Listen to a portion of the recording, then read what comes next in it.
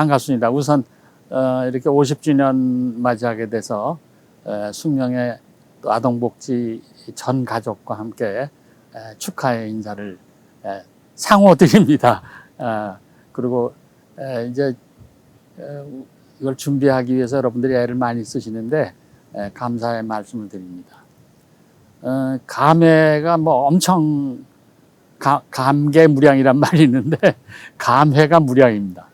왜냐하면 50주년이면 이제 반세기, 반백년이에요. 50년이라는 게 굉장히 긴 세월입니다. 역사학에도 50년이 지나면 역사의 기록으로 중요하게 다루기 시작을 해요. 그러니까 50년이 안 된 거는 그 역사에 끼지 못한다는 얘기예요, 그 말은.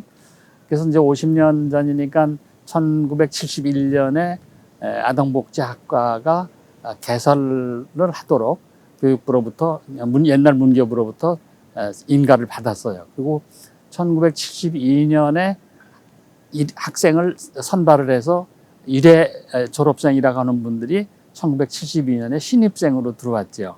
그러니까 그게 50년 전 얘기라는 거거든요. 근데 그 50년 전에 졸업한 그분들, 50년 전에 입학해서 졸업한 분들이 이미 정년퇴직을 하게 됐기 때문에 굉장히 오랜 세월입니다. 그때가 어떤 때냐면 사회적으로 굉장히 중요한 때예요. 정치 사회적으로도 굉장히 혼란스럽고 그런 때이긴 한데 이렇게 되게 된 데는 우리 고인이 되신 주정일 교수님의 공로가 뭐 절대적입니다. 주정일 교수님이 1967년부터 69년까지 옛날 보건사회부예요. 지금 보건복지부지 부녀아동국장을 하시고 그때 이제 큰 업적이 많지만 아주 길이 남을 업적은 타가소를 어린이집이라고 이름을 바꾸셨어요. 굉장한 업적입니다. 그래서 어린이집이라는 이름이 생겼고 그분이 그거를 보건국장을 하시다가 끝나고 나서 숙대 교수로 오셨어요. 그래가지고 옛날 가정관리학과의 아동학 교수님이셨는데 그분이 아동에 대한 전공이시고 특별한 애정과 뭐 이루 말할 수 없는 그런 어떤 나쁘게 얘기하면 집착 같은 게 계셔서 오시자마자 얼마 안 돼가지고 아동 관련 학과를 만들려고 하셨는데 그때 말씀을 들으니까 71년에 아동복지학과를 인가를 받았는데 70년에 또 신청을 했었대. 1년 전에. 그때는 아동학과를 신청을 하셨는데 교육부에서 아니 아동학과라는 게 어디 있냐 문교부에서 그래가지고 탈락이 됐어요. 그래서 아동복지학과로 바꿨더니 그게 인가가 됐다는 말씀이에요. 그래서 아동복지학과가 탄생한 겁니다. 그러니까 아동학과하고 아동복지학과는 하나하나 마찬가지예요. 그리고 미국에는 아동복지학과라는 게 아마 없을 텐데 일본에는 또 있어요. 그래서 이제 아동복지학과가 효시가 됐고 그 다음에 1973년에 연세대학교에서 1년 뒤에 아동학과 인가를 받았고 아동복지학과는 그 후에 아마 제일 두 번째로 한 게 전주에 있는 우석대학교가 아동복지학과를 개설을 해서 그 뒤로는 뭐 그 아동복지학과 또 아동학과가 뭐 엄청 많이 생겼죠. 그러니까 1970년대 초에 아동학이라고 하는 것을 하나의 학문 체계로 만들게 된 거. 그거는 숙명여자대학교 아동복지학과가 큰 기여가 되고 효시가 된 겁니다. 그때 어느 정도냐면 내가 이제 교수가 된 다음에 내가 74년부터 강의를 했고 시간 강사로 76년에 전임 교수가 됐어요. 76년 전임 교수 되고 그럼 이 인사를 하면은 무슨 과 교수세요? 아동복지학과. 그러면 이렇게 멈칫하고 놀래요. 왜 그러냐? 아동복지하니까 아동의 옷인 줄 알아. 그래가지고 언제 선생님이 그런 섬유 뭐 그런 걸 공부하셨습니까? 이런 질문을 할 정도의 옛날이에요. 그때 아동복지학과를 만들었고, 그 다음에 1회 졸업생들이 들어오고 2회 들어오고, 이게 이제 내가 여기 그 강의를 오니까 지금 1회 졸업생이 3학년이었고, 지금 3회 졸업생도 1학년이죠. 그러니까.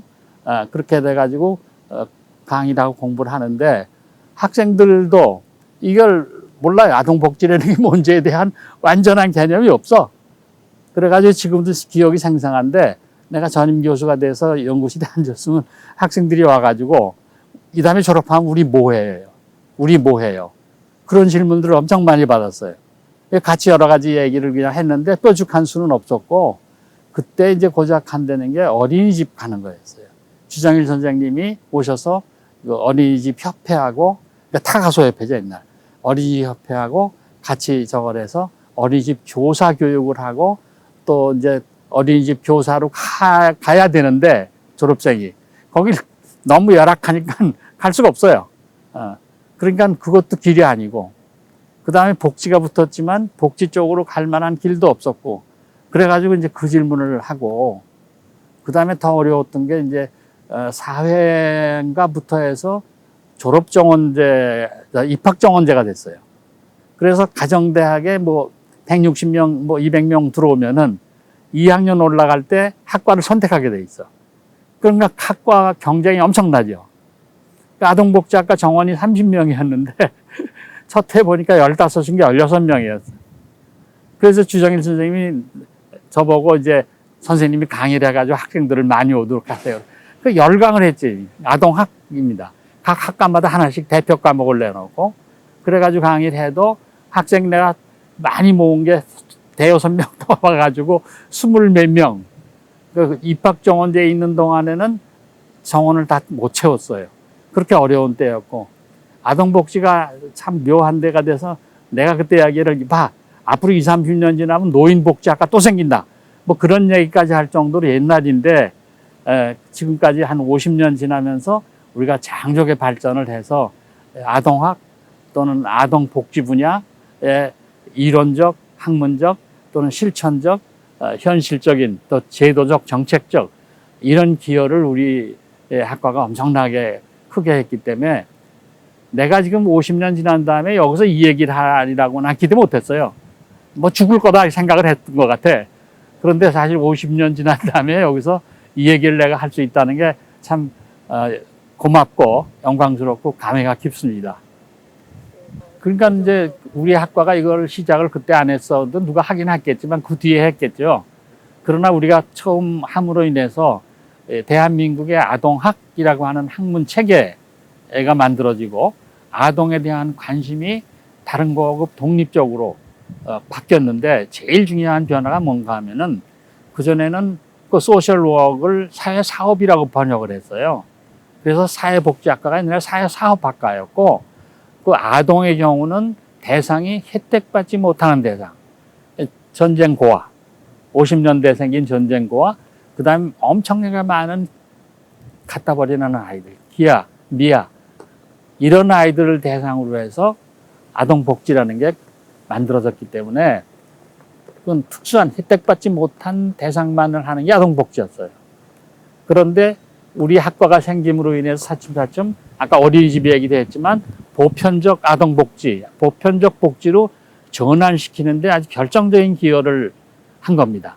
그렇게 보편적 복지로 바뀌게 되니까 아동정책이라는 게 나오기 시작을 했고, 그 이후에 사회복지 쪽에서 아동복지라고 하는 것을 하나의 그 사회복지의 한 특정 영역으로 정식으로 들어가게 되고, 그러니까 그런 것이 굉장히 큰 기여고, 그 다음에 이제 학문적으로 이거를 구축을 한 건데, 지금 내가 그 증거 하나로 가지고 나온 이 저널이 있어요.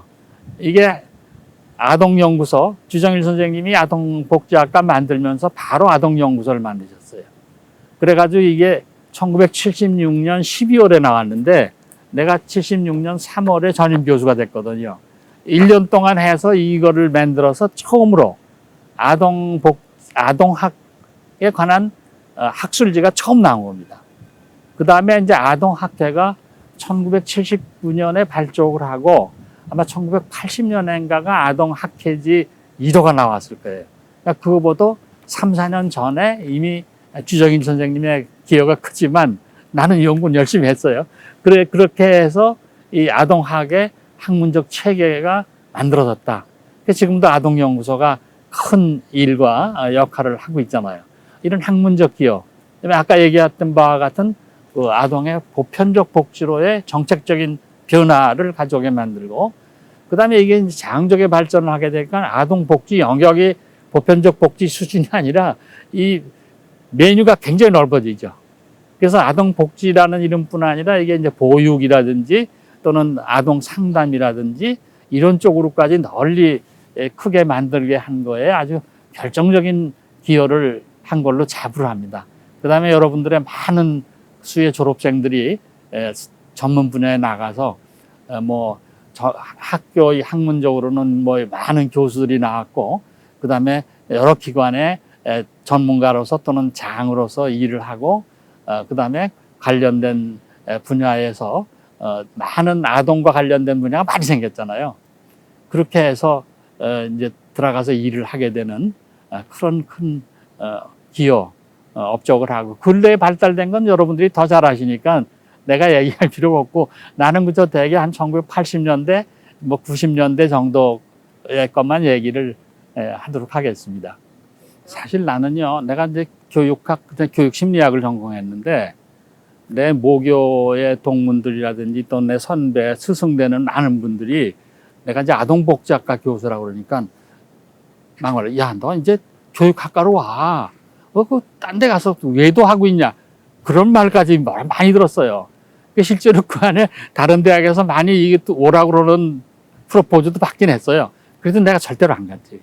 절대로 안 가고 꿋꿋하게 난 이제 굉장히 시인의를 지키고 또 여러분을 사랑하고, 이게 다른 게 아니고 아동이기 때문에 떠날 수가 없습니다.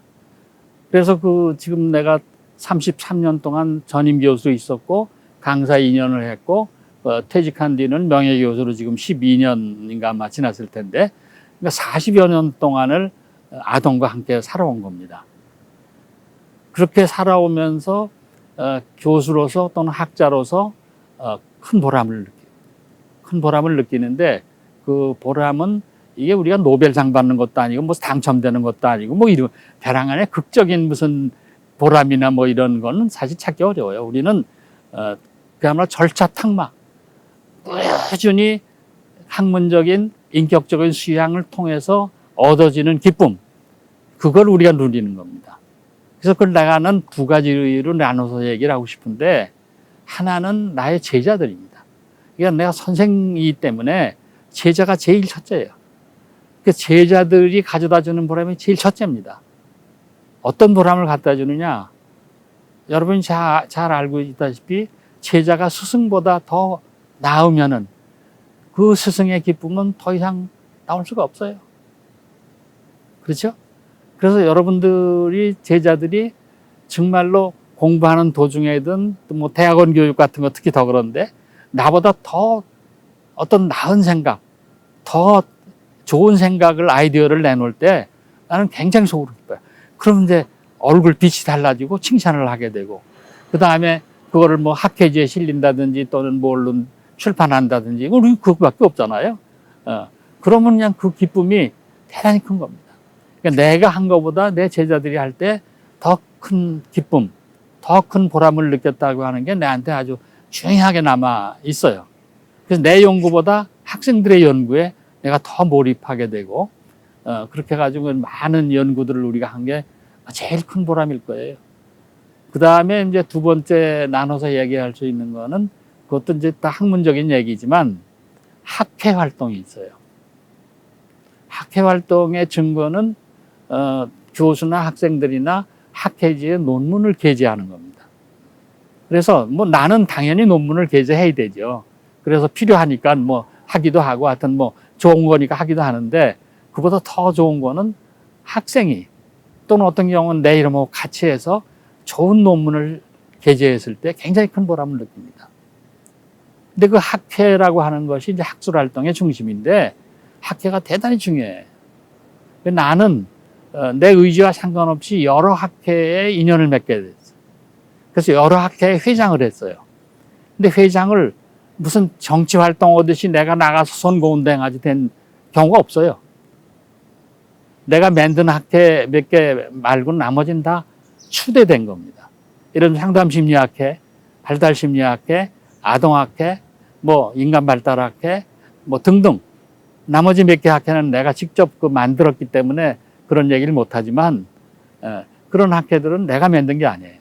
그러나 내가 가서 뭐 그런 거 하기 위해서 하진 않았어. 그건 해야 돼요. 왜 해야 되느냐? 학교 회장을 그 대학 교수가 하면요, 그 대학의 위상이 올라갑니다.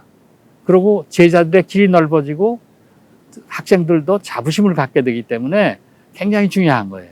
근데 다행히 나는 그 여러 학회 회장을 하면서 학생들이 그런 데로 진출하고 숙명여자대학교를 인정을 받고 또 아동복지학과가 인정을 받게 하는데 상당히 좋은 그런 일들이 학술지 게재 또는 내가 회장이라든지 이런 중요한 역할을 맡음으로 인해서 이루게 된 거.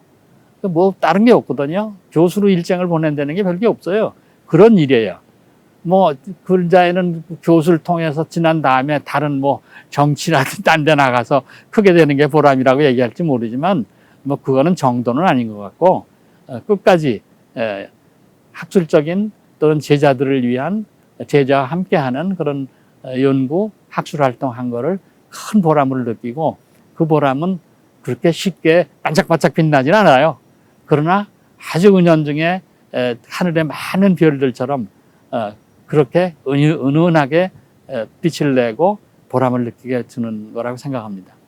할 얘기 많죠. 요새 강의를 안 하니까 그런데 나는 원래 좀 막말로 좀 잔소리가 긴 사람이에요.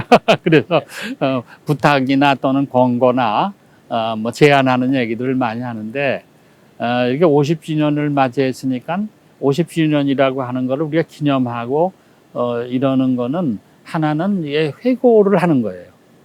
50년 동안의 역사를 보는 겁니다.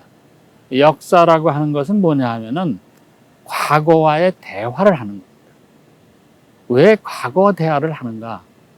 과거와 대화를 함으로 인해서 앞으로 돌아올 미래에 대한 어떤 전망 또는 어떤 문제의식에 대한 어떤 답이라고 할까? 길 이런 거를 찾는데 절대적으로 중요한 거예요. 그래서 50주년을 기념하는 거는 단순히 이게 뭐 축제가 아니라 그런 회고와 전망을 이렇게 보는 건데 지금 뭐 긴 얘기는 하기 어려우니까 내가 꼭 이 자리에서 하고 싶은 얘기는 이 기회에 깊이 성찰을 해야 됩니다. 뭘 성찰하는가? 하나는 우리의 변하지 않는 주제는 뭘까요? 아동이죠. 아동을 우리는 버릴 수도 없고 어떻게 할 수 없는, 가지고 있을 수밖에 없는 거예요. 그렇기 때문에 마치 우리가 숨 쉬는 공기나 물처럼 잊어버리고 있어.